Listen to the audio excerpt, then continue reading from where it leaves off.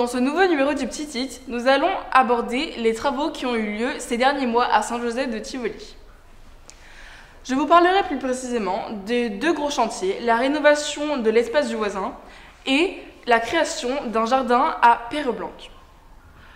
Mais commençons tout d'abord avec quelques images de la cérémonie d'inauguration du nouvel espace du voisin, laquelle avait eu lieu le 22 juin 2021 à 18h30.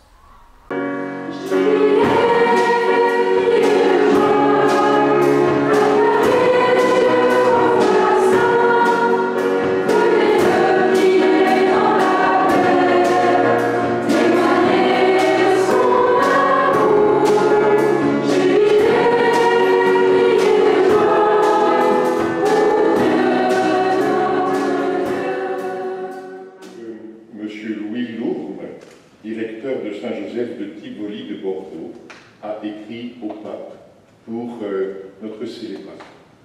Voilà la réponse. Monsieur, la lettre par laquelle vous avez demandé une bénédiction à sa sainteté le pape François pour l'inauguration de la chapelle de votre collège est bien parvenue à son courrier. Il vous en remercie. Alors que vous êtes réunis pour célébrer l'inauguration de la chapelle du Collège Saint-Joseph, sa sainteté le pape François s'unit à vous par le cœur et la prière et vous adresse ses félicitations pour les efforts accomplis en vue de la réalisation de ce projet. Répondant volontiers au désir qui lui a été exprimé, le pape François accorde de tout cœur la bénédiction apostolique à tous les élèves du collège et à leurs familles, aux enseignants, au personnel, ainsi qu'à toutes les personnes présentes en ce jour. Chers amis, avec joie, nous participons à la bénédiction de la chapelle de l'institution Saint-Joseph de Tivoli. C'est un événement heureux à la fin d'une année difficile. Et l'événement, je crois, donne sens à nos missions, ici. Pour parler de nos missions, justement, je voudrais vous proposer une personne, Joseph, le patron de votre établissement, et une image de l'évangile qui vient d'être proclamée, la porte étroite. Mais d'abord Joseph. Toute l'Église vit l'année Saint-Joseph voulue par le pape François. C'est heureux de vivre cet événement dans cette année Saint-Joseph, un établissement qui est précisément sous son patronage. Vous le savez, dans la tradition biblique, le nom d'une personne dit souvent sa mission. Que veut dire le prénom Joseph? Il veut dire Dieu ajoutera. Dieu ajoutera. Dieu confie à Saint Joseph la croissance et l'éducation de Jésus, et d'abord l'accueil de Jésus, celui qui est le chemin, la vérité et la vie. Dieu ajoutera, il ajoutera la vie. C'est vrai pour vous, ici à Tivoli, vous, membres de l'institution Saint-Joseph. Ici, Dieu ajoute la vie. L'éducation chrétienne est au service de la vie et de la croissance des jeunes, et toute la vie spirituelle, grâce à la tradition ignatienne, en faisant découvrir à chacun son intériorité, la vie de relation, en faisant découvrir le sens de l'engagement. Il ajoutera la vie par vous. Il veut pour vous la vie de Dieu. Mais comment alors demeurer sur ce chemin de vie? J'en viens à l'image évangélique, puisque c'est l'Évangile qui nous dit comment rester sur ce chemin de vie. Jésus parle de la porte étroite. Entrez par la porte étroite. Mais alors, si Jésus parle de porte étroite, à quoi fait-il référence? À quelle porte étroite? Je crois à la porte étroite de l'amour exigeant qui se donne, à la porte étroite du souci de l'autre, du respect pour l'autre, du service mutuel. Et Jésus vit cet amour exigeant. Il va passer lui-même par la porte étroite d'une vie donnée par amour. Nous donnons ce chemin étroit et difficile à vivre. D'une certaine manière, il dit sa confiance dans le petit homme. Il dit sa confiance en toute personne humaine. Oui, l'être humain est capable de choisir l'altruisme plutôt que l'égoïsme. Oui, l'être humain est capable de choisir le service de l'autre plutôt que l'asservissement à ses pulsions. Oui, l'être humain est capable de choisir le don de soi plutôt que le repli frileux sur ses intérêts. Ce discours exigeant, chers amis, vous le faites vôtre dans cet établissement. J'aime ces larges portes qui disent que cette chapelle est pour tous dans l'établissement. Pour tous, qu'ils soient de tradition catholique, chrétienne ou d'autres. Combien il est heureux qu'il y ait dans un établissement un lieu où on puisse porter souci de sa vie intérieure. En tout temps et en tout lieu, Adonai, Elohim, Gloria. Montez grâce et soyez toujours joyeux, Adonai, Elohim, Gloria. Tous les peuples célèbrez le Seigneur, Adonai, Elohim, Gloria. Tous les peuples chantez sa louange, Adonai, Elohim, Gloria. Maintenant, je vais vous présenter quelques photos du jardin de Perroblanc qui se trouve juste à côté de l'espace du voisin et qui a considérablement changé lui aussi.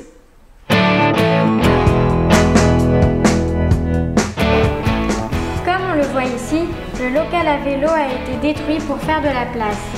Il faut dire que l'an dernier, un grand nombre de structures métalliques pour attacher les vélos ont été installées devant l'établissement.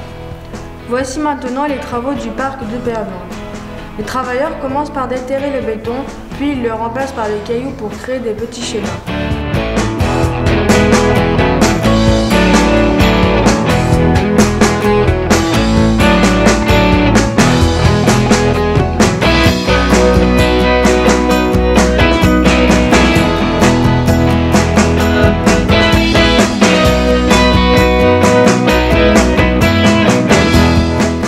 Vous vous demandez sûrement ce que font ces paquets de sucre au pied de cet arbre. Ce n'est pas si incongru que ça, vous allez le voir. Ici, nous voyons l'entreprise qui dépose à l'aide d'une grue des bancs de 900 kg sur des pré-implantations faites au sol. Afin de pouvoir retirer les sangles, la technique consiste à déposer ces bancs sur des boîtes de sucre, puis à dissoudre le sucre avec un jet d'eau une fois les sangles retirées. Les bancs vont alors se positionner automatiquement au sol.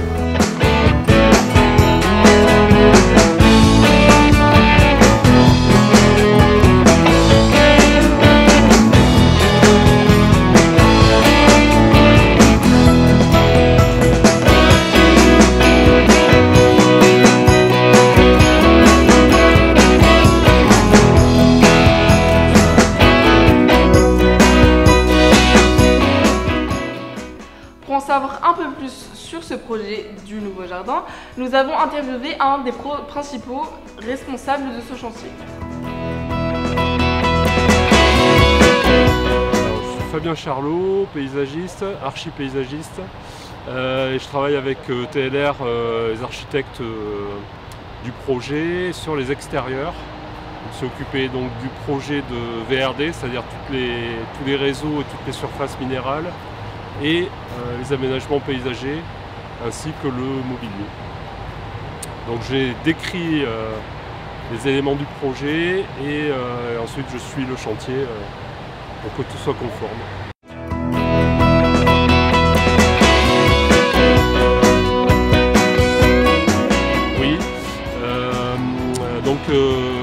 Aussi bien dans la palette végétale que dans les formes et les choix. Et ensuite, c'est une discussion avec l'équipe du site, notamment le directeur, qui connaît les végétaux, c'est pas toujours le cas. Et du coup, on a échangé sur les plantes, celles qu'il voulait voir et celles que j'avais prévues pour trouver la palette commune.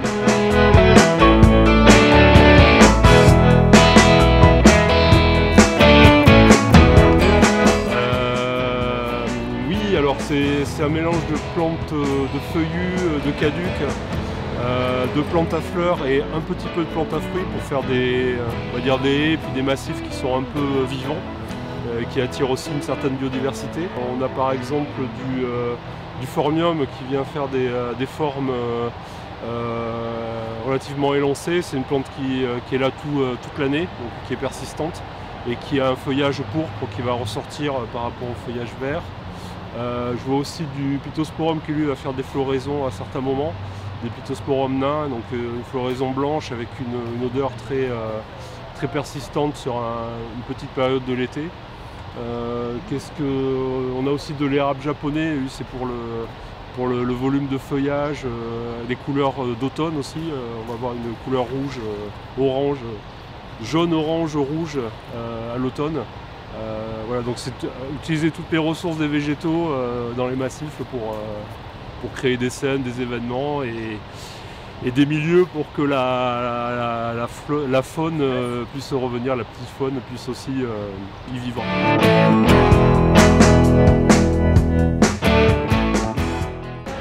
Alors le chantier a été fait de manière un petit peu inhabituelle, même si c'est pas exceptionnel. Nous avons décidé de choisir une seule entreprise pour faire tous les extérieurs, à la fois les surfaces minérales, les réseaux et tout ce qui est plantation, mobilier, etc. Donc c'est entreprise Antoine Espace Vert qui est basée en Lot-et-Garonne et qui est à Bordeaux aussi. D'habitude nous faisons ce type de chantier avec deux entreprises, une entreprise de TP spécialisée en VRD, voirie réseau divers.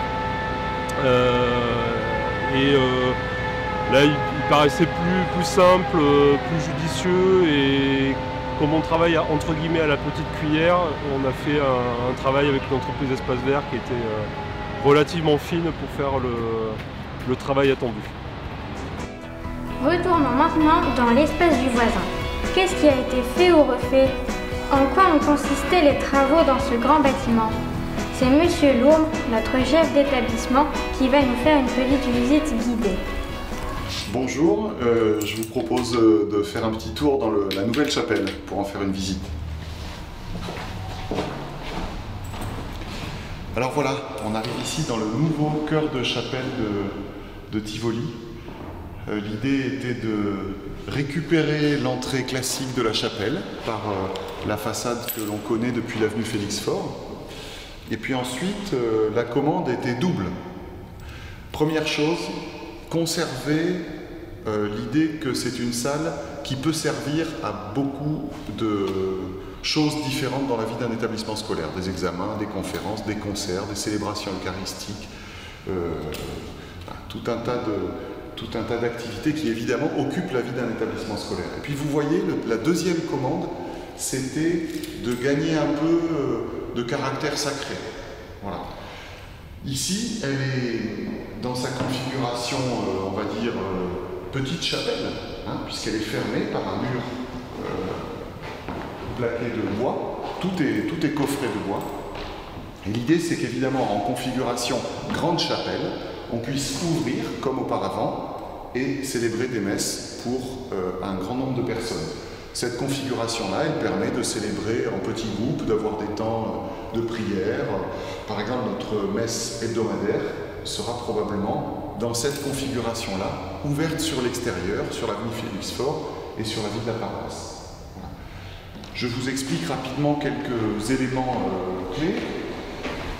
D'abord, le mobilier liturgique, qui est amovible, réversible, marqué de l'IHS des Jésuites, et qui a été fait spécialement